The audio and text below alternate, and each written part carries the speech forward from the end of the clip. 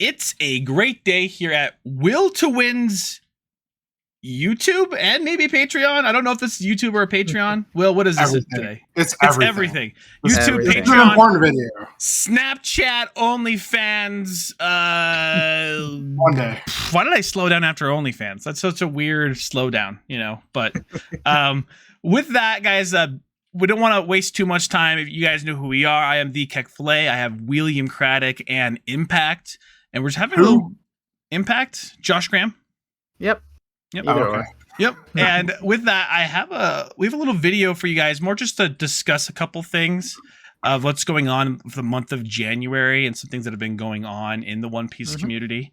And really, it's Nationals. Nationals at the end of the month in January in LA. And I mean, there's other nationals and, you know, other countries, but the one we care about is the North American Nationals right now, because that's where we live. It's like 3 weeks, right? Yeah, end of January. Have you got your tickets yet, Will? No, not yet. Do it the most expensive route. Okay, yeah. So I'll fly Spirit. Don't worry. Number one, get some tickets, buy some Delta, get a room. I have an open room for those for anyone looking for a little spoon. Okay, so we only one king bed. Right. So we got a room covered, right? We got a oh, you got your room covered. Yeah, I don't got that. You know, I don't got a good like that yet. You know, so with that, yeah, that's pretty exciting. Everyone's really excited for Nats. This is the first national tournament for One Piece, which is probably a bigger deal. That's the first one. Yeah. And yeah, what are you guys excited for Nats? It's just another day at the office. I mean, realistically, it's just. I mean, for me, it's just I'm still going to go in and try to win. Right? There's nothing special about it. Other than there's going to be more people. I mean, it's the Super Bowl. It's the Super Bowl of One Piece card games. Like, I consider Worlds. Listen, Worlds only has allowed like 16 people. Okay, something like that. Something ridiculously small. Right. One of them will be on the World Win Gaming team. There will be one person. You know, when you watch like a really competitive games, the semifinals are always better than the finals because the finals is always a wash. Right. So this is the semifinals. It's better to watch than Worlds. So that's gonna be what all the hype's at. I just want to really hype up Nationals right now because that's where we're at. I bet Cross is gonna win. That's my pick. I think Cross AI is gonna take Nationals. Oh shit. Yeah. Are you excited for Nationals, Josh? Yeah, I'm excited. It's all I've been thinking about since November. November. Yeah, I've been playing a lot of One Piece, just a lot. So we got no tournaments to go to. That's all you can think about is Nationals, right? Yeah. Yep. Got my eye on the prize. Exactly. Especially since they unbanned a lot of the cards. And now we're at full power, and really it's like kind of copying the Japanese meta a little bit, but it's kind of it's already coming a little strange here. We'll go over like a little bit of meta as well in this video at some point. But for sure. I'm glad everyone's excited for Nationals. And the big thing is, I guess the main thing is practicing for Nationals is just really hard because like where do you find people that are gonna play serious? You go on the sim normally, and it's just a bunch of casual games, and people leave if you're playing something not meta or too meta, or you're playing some meta and they'll leave you. I'm like, here's my Sakazuki deck, and they're playing VV or Iceberg or something like that. You know?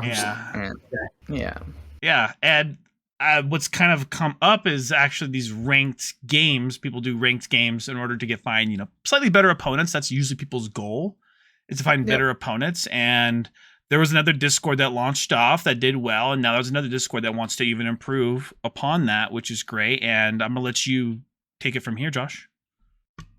All right, so we've been working on this idea. Actually, before the other one, we were working on our own bot on how to get the live games going. But basically, the idea is we want to find a better place to do practice games than just the sim. What we've done is we've set it up so that once enough games have been played, there'll be match like skill-based MMR. So it'll be trying to get you closer to an opponent where you'll have like a 50% win rate. And the idea with that is you want to be finding the toughest opponents and climbing the highest that you can.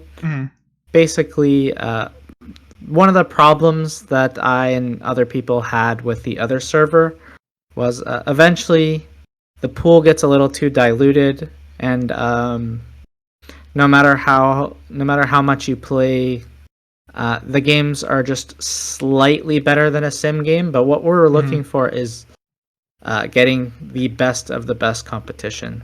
Yeah. So a group of friends and I decided, okay, we're gonna try this ourselves, and we're gonna put our own prize cards on the line. For the first month, we're gonna have a top 64. So if you finish top 64 on our leaderboard, we're going to be giving an invite to a tournament, and in this tournament, the prizes will include, but not be limited to, a regional Jozu and a treasure cup Usopp. Yeah. So it's a couple $100 in prize. Yeah, yeah. Like, that's actually for a free tournament. That's great. It's right? not limited, right? That's the great thing. And I We're do gonna want be to say, adding more stuff. when does this ranked league start? Is it already kind of started, or are you kind of like starting it at a certain date so everyone can jump in at the same time? So for fairness, we were thinking we're gonna start it on January 5th. Friday? Okay. So what time? It's my so the birthday. Friday at 5 p.m. Eastern. 5 we're gonna p.m. turn it- Eastern Friday. Yeah, we're gonna turn it on so then everyone can start firing games at the same time and start competing for that top 64 leaderboard spot. Yeah. So we assume that the games are going to be really competitive, considering the amount of free prizing that's on the line. And our Discord also plans on doing other tournaments. We plan on doing like entry fee pay tournaments where we put up more prize cards or boxes or stuff along that line. Yeah. And in stuff you can bank too, right? If I remember correctly, if you win like 8 packs in an event, you can just keep saving packs until eventually you get like a sealed box, right? Until you get a full box, yeah. Like I did. So, we talked about rank for a few weeks ago, and in my last YouTube video, I actually mentioned the new rank server, not the one that you're launching, the one before. And my only, one of my problems with it was I think the MMR reset was weekly. And I was so shocked by that because the people at the top of the leaderboard had like 50 or 60 more games played than everyone else. So it wasn't really about, don't get me wrong, people at the top was like, Flyest Raven, Holden Miller. Like he's an amazing player, but he still played like 60 or 70 more games than anyone else. So like, of course he's going to be up top. A week just isn't enough time for me. Whether or not they're changed that, I don't know. But a week just isn't enough time to really like determine this is the top player, not the guy who could just jam 200 games in a 7-day span. I think it gets people to rejoin every week if it resets every week. There's pros and cons, right? That's what you're saying.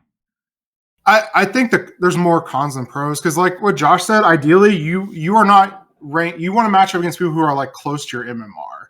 You don't necessarily want to, even though it's a competitive matchmaking service, you don't necessarily want to play someone who's just going to outclass you and you just can't learn anything. You want to play against people who are maybe slightly worse or ideally slightly better than you, and that way you can steadily increase, not just get blown out every game. Because you're just not going to learn anything that way. You're going to get farmed.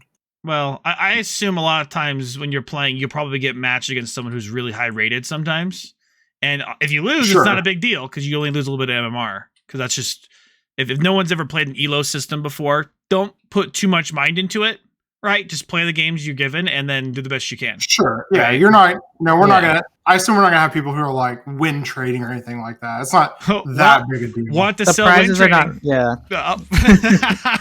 Well, you can't do it in the tournament, right? You maybe will do it to get top 64 of the leaderboard, but you can't actually do it in the tournament because the tournament's probably going to be, 6 rounds. Well, for sure, Impact's going to boost my account, so you know it. and then be like, wow, why is Kick-Fil-A so good? I was like, I've never even played that deck, bro. Like that'll probably be against the terms of service, but if you message me and you got a couple $100 you want to part with, we can talk. Yeah, we'll make it work. Because the main thing is, this is all for fun and honesty. If you want to be dishonest, you could do that, right? But let's try not to be dishonest about it. Right, this is all just a game we're all having for fun. We can all cheat, in the game. We can all cheat the system. We all know how the system works, but let's not do that because it's really the name of fun. So Well, that's why I like the top 64 format, because it's like you could cheat to get that top 64 spot, but after that, in this like best, this tournament, you probably can't do the same things. Like I couldn't win for you in the tournament because I want to win prizes myself, so I'm not gonna play for you. Not only that, we plan on live streaming the tournament on Twitch, and we're gonna have casters. One of my friends who was a caster in a different pro game has decided to help us with the casting on One Piece. They're going to help with the layouts and everything, and the tournament's going to look really nice. It's going to be really something everybody could look forward to as well. I think it'd be really sick. It'd be really, and the thing is, because it's so small, it's such a fast tournament. It's going to be very watchable. Like we're going to be making YouTube shorts because how fast our tournaments are. So, yeah. So you can stop me if Dragon Ball. Like, those Dragon Ball it's like Yu-Gi-Oh. Just no, I don't want to talk about Dragon Ball. 20 minutes, best of one. Not even going to talk about that. But Josh, so stop me if this is a secret. But wasn't there a plan to gather information on deck lists? All right. Yep. So the bot that we're working on right now, we're just using the Neat Q bot, which is just it's a paid rank server. Costs like $17 a month to set up your own rank server. Just to let you know. But the bot that we've been building has some unique features. I believe the main thing is if you guys have seen things like op.gg, like you were showing me, right? Yep. We're able to see stats of win rate percentages against certain decks. The exact same thing. Yep. So the idea is once our bot goes live, you'll be able to upload your deck when you queue up a ranked game. You'll be able to select your deck from a drop-down menu, and then you'll be playing that deck. And then all that data will become aggregated, and at the end of it, we'll be able to have a definitive tier list of okay, what are the most winning decks, and what are the win percentages of the different decks in the different matchups, so you can make a more informed choice for your deck, or even the cards in your deck. You'll see what decks are winning. Yeah, this is also pretty amazing because most people who do this, they might not have a large sample size. They might just be taking one event or even 10 events. But now we're gonna be able to take thousands of games and get this data. Like it's gonna be actually really cool, in my opinion. It's gonna be very exciting. You got it. Yeah, I think that's really awesome. Other than that, also we work with Will to Win. I mean, we are Will to Win. So what we try to focus on is those guides for you guys to get better at those decks. And to be honest, we're fleshing out all our guides right now. We've already gotten a Sakazuki. We have a free nail one I worked on recently, and then on top of that, Will already has a purple Luffy guide out there. We actually wanted to expand even more on these 3 decks because this is the 3 decks you're most likely going to see, especially things like Sakazuki versus Sakazuki kind of mirrors. That's going to be probably a big headache for most players. So. Yep. Spoiler, I'm working on an article, like our first actually written article that we can post on the Patreon. Sure. It's going to be covering not only the Sakazuki mirror match, but it'll be covering what to do in some other hard matchups like Katakuri or NL. Yeah, great. Yeah, guys, stay tuned for that as well. And also, one thing to be working on is it's been a couple Q&As we've been asking on the Patreon. I'll put a post up soon, and essentially, you guys just ask any question, we'll try to answer it the best we can. And I think this next time we may have Impact with us too for that kind of questioning. So I'll definitely ask this too. Yeah, this is all free. Like the Q&A is free. The guides, articles aren't free, but I appreciate if you guys do support us, right? Yes. We do have some guides that are free. So we kind of mix it up so you guys have that opportunity to do that. I think we have a Katakuri guide that's probably a little overdue that we would like to do for that too, maybe for free, because it is, I think it's a good deck that people are going to be playing. Going forward. I don't know about a good deck, but people are definitely going to be playing. Yeah, for sure.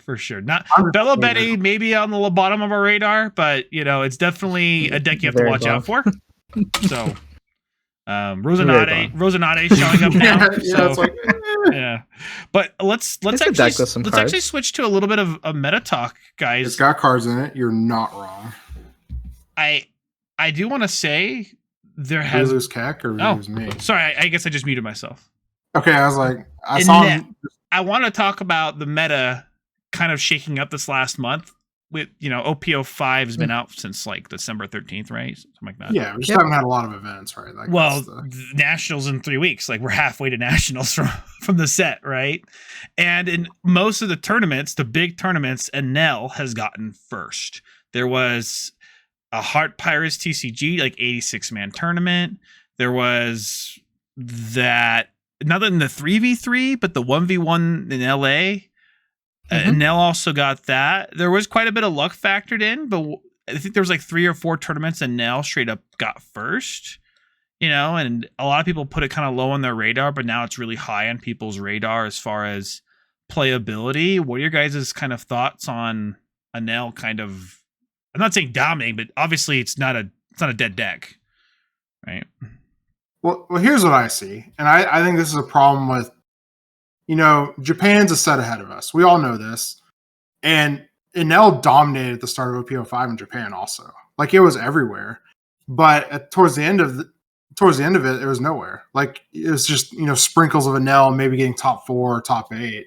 And it's going to follow the same suit here. Enel is a fine deck, but once you learn how to play against it, it's just not as scary as people make it out to be.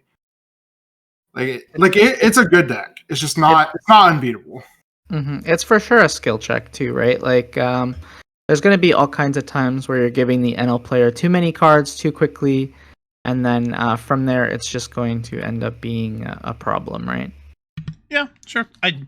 I find that the ceiling of the deck is really high if you play the deck right, But yeah, sure. Yeah, it's also a skill deck. Yeah, and it's also really easy, right? It's almost as easy as Purple Luffy, but.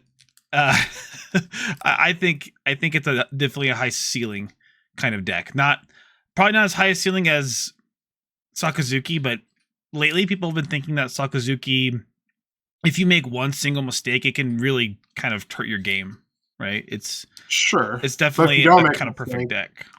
Yeah, if you don't make a mistake, the deck's really gross, right? Yeah. Like we saw that in the European Treasure Cup, and I'm looking at it now. Saka was seven Sakazukis in the top 16. Which I think is representative of how good the deck actually is. It was like 7 in the top 8, no? Well, it's also the most played deck in the thing, right? So it's kind of like Whitebeard, where it was the most played deck and it topped the most. It's always going to convert that way. It never dominated like that. Like it never got 7 in the top 8 like that. That's something different. I mean, Whitebeard's number. I mean, the second decks were never as close as Whitebeard. Like Whitebeard's conversion rate was insane. Yeah. But obviously, this is coming in guns running, and people are like only playing Sakazuki, right? So you have new players picking up Sakazuki and doing well. But I find it's hard to play, personally. So. I mean, Sakazuki also has, I think, every deck in One Piece, and this is a good thing about One Piece, not a bad thing. Every deck has a derp factor for the most part. Like, you can just herp derp with Sakazuki and win. You can just Rob Lucci, Houndblaze, and not really know what you're doing and still win. And I think that's a good thing. It's just taking it to the next level over like 12 rounds. It's a little different. Yeah. Got it. Sweet. Yeah. Very powerful. I mean, It's very powerful. Yeah, I think so too. The card quality in Sakazuki is insane. Like you try and make one change in your deck, and you're like, "What do I cut?" Because every card is amazing. Yeah. Well, I guess it's like a thing that you guys have talked about, right? And people are still leaning on Kaido a bit. Actually, the price of Kaido just went up too. That card.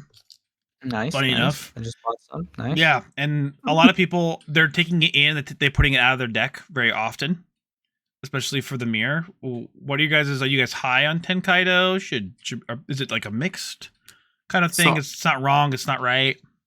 So I probably put the most time in with the big stuff. Like he plays like a leaner version, and I played like the big monsters. And what I'm finding out with Kaido is that it's really good against certain things, like the Enel Star strategy. If you have Kaido, they're never going to beat you. Like they can't, because they're just giving you all the time in the world to play it, and then they can't deal with it.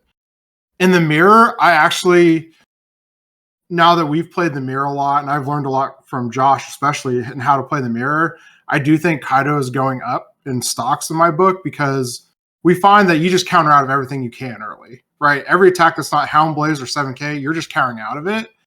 So if you can do that and be on 3 life and drop a Kaido, you're usually in pretty good shape. So it's actually going up in my book. I just don't think it's necessary. Impact. I still like the lean mean fighting machine. Like I'm over here, I'm playing my blue Hinas, drawing cards, sticking Hound Blazes on, I'm attacking for 7. My main strategy is so strong into the Kaido that I find it a hard time thinking that the Kaido is a good card. Just because basically any turn that you get to stick guys in play and they play the Kaido, like the situation just becomes drastically worse for them. If you just go say like you just like Rebecca Lucci them, right? And you have like a Hina and a Lucci, just nothing else, right? And they just play a Kaido. Oh, they drew 4 cards. Okay. So let's just say you have for example, Ice Age and Borsellino, which is it's not an uncommon hand. I mean, you play a lot of those cards and 100% have that. Yeah, you draw a lot of cards, right? So you can go like very easily, just like put a Dawn on Lucci, attack for 7, put 2 Dawn on your leader, attack for 7, attack for 5, and then Ice Age and just Borsellino. Send the Kuzen or send the Kaido to the bottom. And then if they wanted to get out of those 7s, it's gonna cost them 4 cards. So it's like they spent 4 cards to counter out of those 2 hits. They didn't deal with our board, and now our board just got bigger. So it's kind of just like I'm not a big fan. Yeah, that's why I think like you have to play it specifically, right? Like if you're on 3 life, you can take those 7s pretty easily. And I also do think, once you've drawn 6 cards essentially after taking 2 hits, with the 12K and your 5K, you probably should be able to clear their board back. And if you do, they're in trouble. If you don't, you're in trouble. I mean, that's how it breaks down. But there's also skill in not trying to play the Kaido in those situations, right? You might try to wait till you get into that Borsellino back and forth, and that's a turn you want to stick it.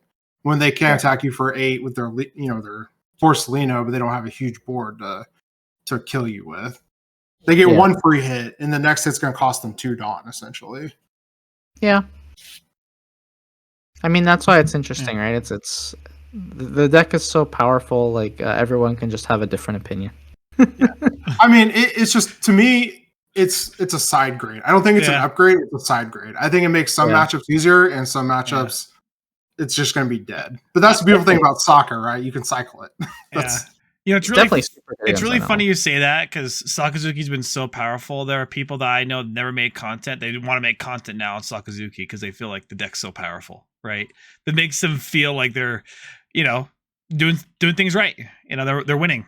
They're winning more. So just wait till we get Gecko Moria. Oh my goodness. Oh baby. That card. That card's also a mind blown. There was one that won without playing Rebecca, the 4-drop Rebecca, and I'm like, oh, okay, so this leader's just busted then. Do they play Gecko Moria? Because that's 8-cost Rebecca. That's 8-cost double Rebecca. Yeah, I'm saying they're not playing. Oh yeah, because Gecko Moria is just 2 Rebeccas. Yeah. Yeah, it's just 2 Rebeccas that are like an 8K body or however big. 9K body. Yeah, it's a 9K. It's a 9K. It's not a blocker though, so can't. It's okay because it'll summon back a blocker. Yeah. Yeah, no, you're right. Yeah, sounds like a lot of fun. These black decks are super fun. So okay, but we have Zoro that can attack 3 times for like 17K. Like, I don't want to hear it. Oh yeah, we didn't even think about like stuff like Sanji, where people are playing that new Sanji, where they can play a bunch of big, tall guys. There's gonna be a lot of cheese in OP06. I kind of wish Nationals was OP06. Like, because of this Sanji quality, Sanji, and maybe you can throw in film green Uta. Yeah, things like that. It would have been a little more interesting, but we're kind of stuck with this awesome Sakazuki, Purple Luffy, and now X. OP06 looks interesting because it seems like everything is more along the same power level. Like right now, it just feels like Sakazuki is just a little bit better than everything else. Yeah, it's Whitebeard. I mean, to me, it's just Whitebeard again. Like, I feel like Whitebeard is slightly better than everything else. I think Sokka's that just a little bit more. Yeah, it's not as helmet as a Whitebeard though, unfortunately. But how am I ever going to survive? Yeah. I only know to attack for 7. Yeah. As talked about here. Is there anything that you guys want to talk about as far as nationals, meta, any deck specifically? I hope everyone plays Red Green Law, Yeah. which is a good deck. I still think it's a good deck. Still a good deck. If you dodge Sokka, that deck dominates everything else. Like, it really does. You might see a weird meta. I think there's a weird meta going on with people that got their national invite, right? You might see a lot of those people like just not playing meta. Like probably I think me, top 16 will be good. probably Vampire, right? He won't be Anyone- top 64. Yeah. So. Yeah. Sorry, Vampire. Hey, if he plays Ace, he should. He's playing Ace. He's already committed. He should stay home. No, I love Ace too. I love that deck. No, he's playing Ace. He knows it's bad too. He's like, oh yeah, this is terrible. This is a bad day. I'm probably playing Queen. I know it's You're okay. not playing Queen. We'll see how it goes. We will do a Sakazuki boot camp. Oh no, I sold my cards. Oh no. I have my cards. So just on that note, do you want to see winner Yamatos from TP1 are like $60? Yeah. I'm just saying. Dude, everything's up in price. Like you can't like name one card and be like it's up in price. Everything is stupid, high in price. I guess. Yeah. Serial Luffy is worth $80,000. 80,000. That was 90,000. You know, just went up immediately. It's all fake news, right? Those ones. So, hey, well, just not to let's let this video linger too long.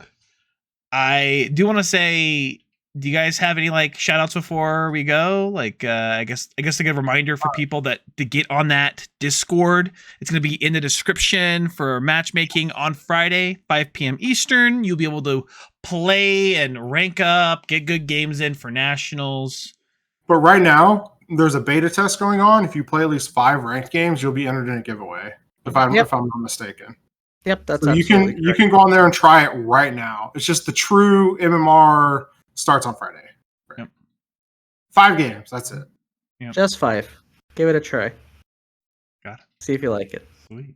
Got it. Well, thank you all so much for watching this video. We'll see you in the next video. Ciao.